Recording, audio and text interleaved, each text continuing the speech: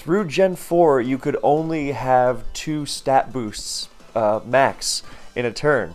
It seems so quaint now, but Swords Dance through the first 3 gens, then joined by Nasty Plot in Gen 4, that's +2 to a single stat.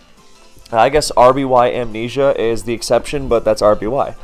And then you could boost just 2 stats in a single turn, of course, but you would only get +1, and you wouldn't have anything more than that. So then Gen 5 comes around, and first of all, Tail Glow gets buffed. Tail Glow is +2 in Gen 4. It's a Nasty Plot clone that's just Manaphy's signature move. But I know Manaphy got canned in Gen 5, but then there's a lot of controversy around Manaphy in Gen 6 and 7 because of how absolutely insane +3 special attack in a single turn is. Because with Nasty Plot, it generally makes sense. Or Swords Dance or whatever. If you can take 2 hits from this Pokemon, you can take a +2 hit from this Pokemon. It's generally a kind of balance. And with +3, you're just, kicking it over the edge. So there's that. And then there is also the fact that you can boost 3 stats in a single turn. And the first, of course, is Volcarona and its Quiver Dance. Now, would Volcarona be busted or, controversial, whatever, if it just had Special Dragon Dance? I mean, to some extent, yeah, because sometimes it doesn't need the special defense boost. But the special defense boost is why it's actually so difficult to deal with, because one of its major weaknesses is water, and if it's not boosting its special defense, then you know how the majority of water moves is special? Well, it's a lot easier to KO that way. It's a lot easier to prevent it from setting up in the first place, and it's a lot easier to finish off. So, and then to say nothing of how it can shrug off things like Draco Meteor a lot more easily as well. It's a complete game changer to be able to boost 3 moves like that.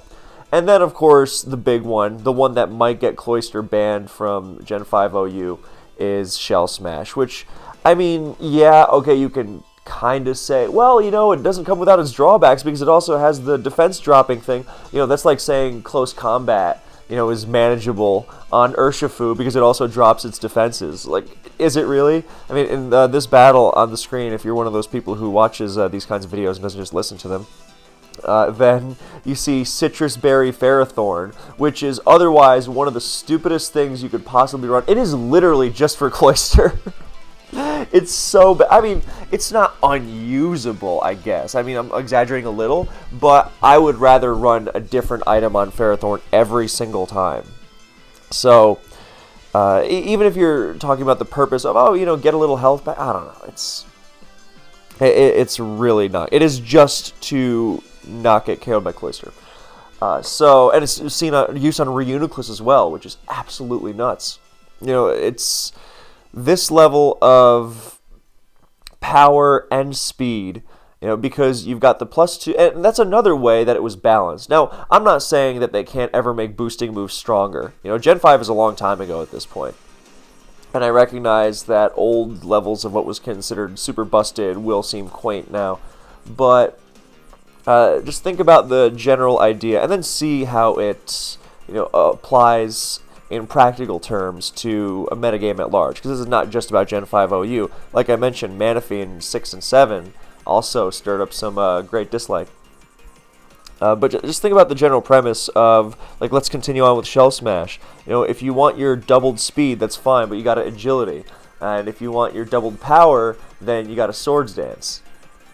And to have both, and this is not even taking into account that you also get, getting 2 Dragon Dances in a single turn will be bad enough, but then you also throw in the fact that you are boosting special attack as well.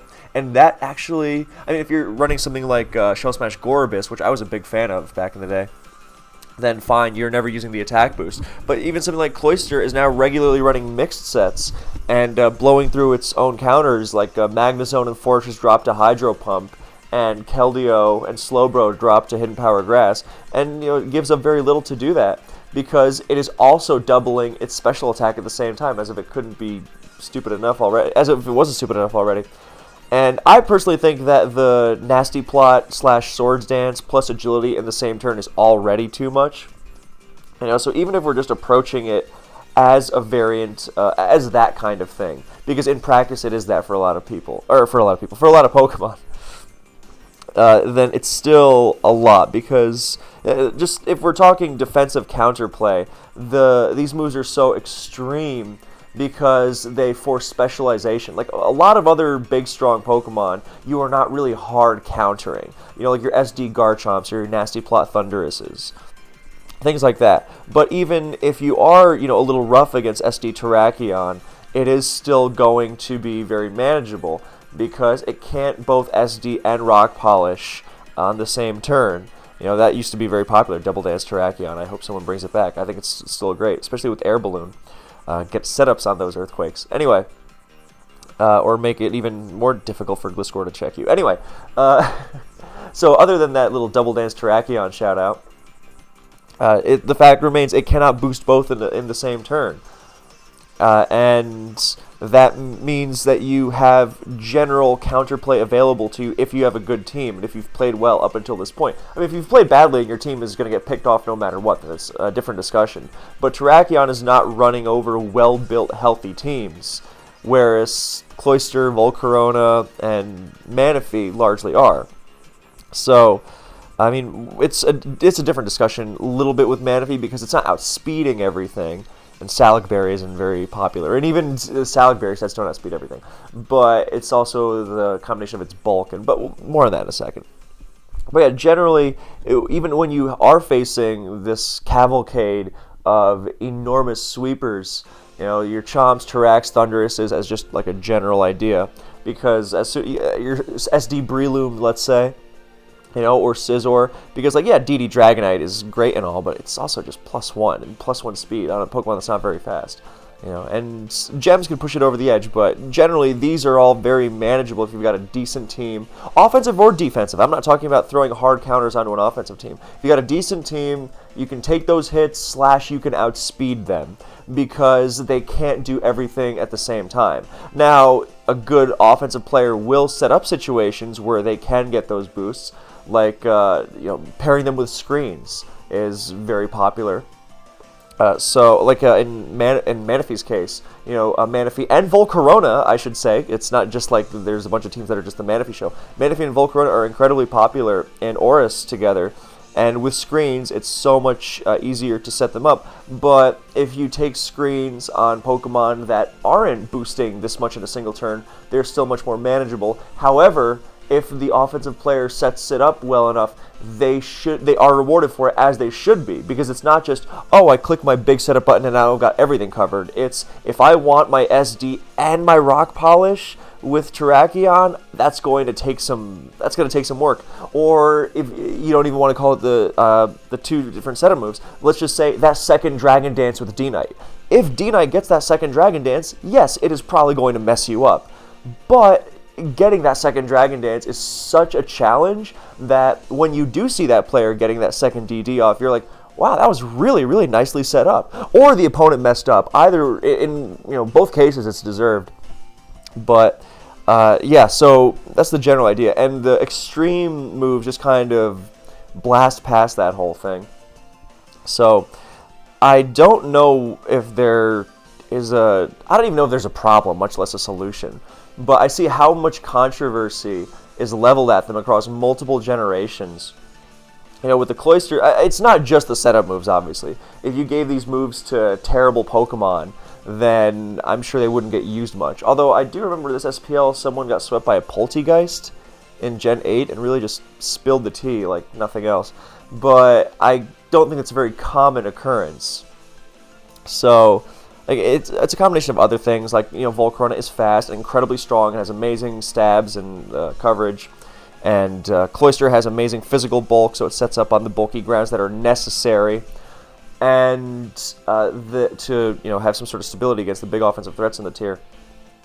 And Cloyster has skill link, which means that it crits you a lot without even trying. To say nothing of how we had to ban King's Rock because of it. But like even something like a healthy Rotom or Heatran or Ferrothorn. It's just like, oh, well, it had 5 chances to crit you, and any one of them is just going to, blow right through you. I think that previous replay, then the Citrus Berry saved the Ferrothorn from an Icicle Spear crit. It was really brutal. So, I mean, obviously these strategies can fall flat on their face, but then again, so can anything potentially contentious. I mean, Landorus Incarnate was not sweeping every single team in Gens 5 and 6 OU, but it was still a massively negative presence.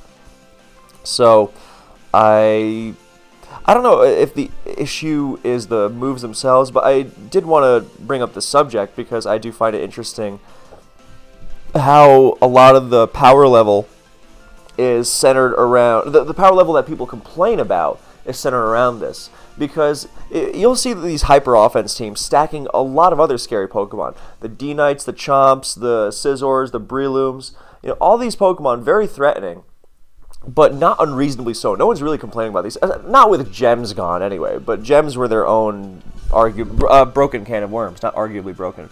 But with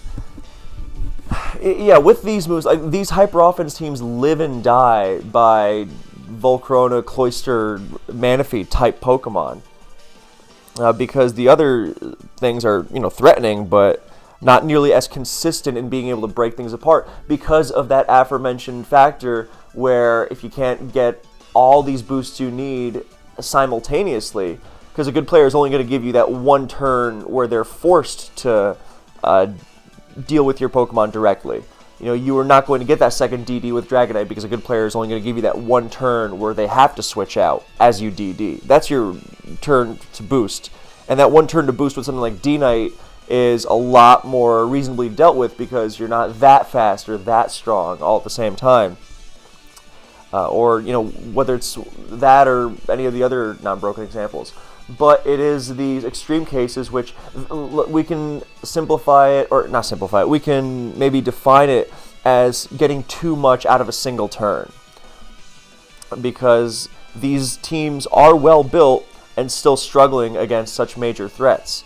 And against these major threats specifically, because by the very nature of their extreme boosting, they are less capable of playing around them because the pool of options for checking these Pokemon that are so boosted, is so little, and a lot of the Pokemon that do it are limited. Or I mean, the question that always pops up is, well, why is it a bad thing that such teams are punished? The safe teams, the reliable teams. And the answer to that is, well, do you want stability in the metagame where you can consistently check the threats that are being used?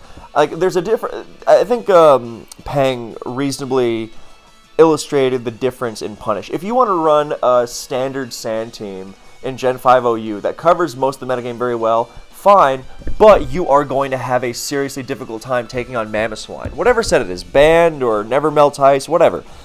It's going to really mess up a lot of those structures because they can't really fit in good ice resists. And not that many ice resists are particularly good against Mamo anyway, but you get the idea.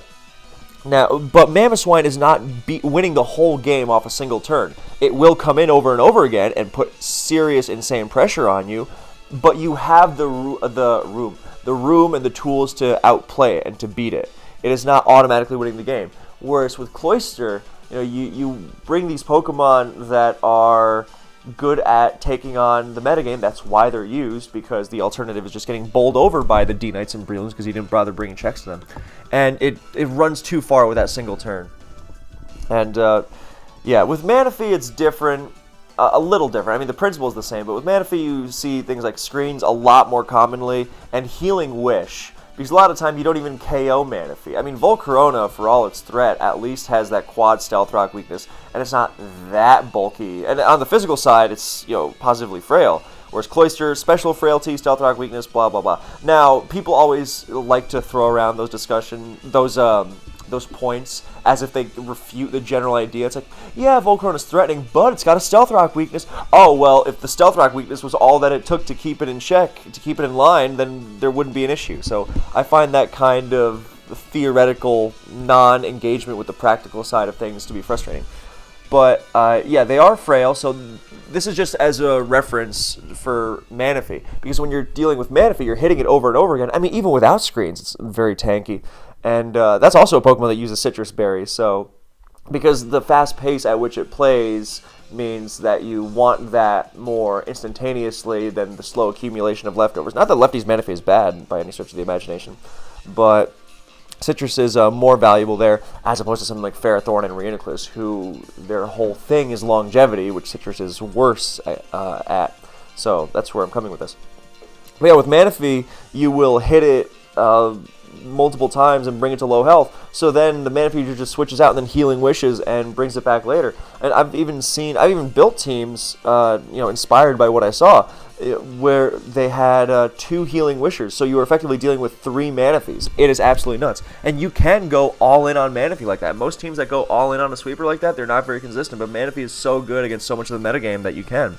So it's something to think about. I think that's that's pretty much the whole point I wanted to make. I don't know if there's an issue or anything, but I wanted to bring it up because I think it is interesting how absolutely insane these moves are. At least like in Gen 7 when you have Como O with that Z move. Is it Clangorous Soul Blaze? The Clanging Scales turns into Clangorous Soul Blaze with Comonium Z, as if I remember.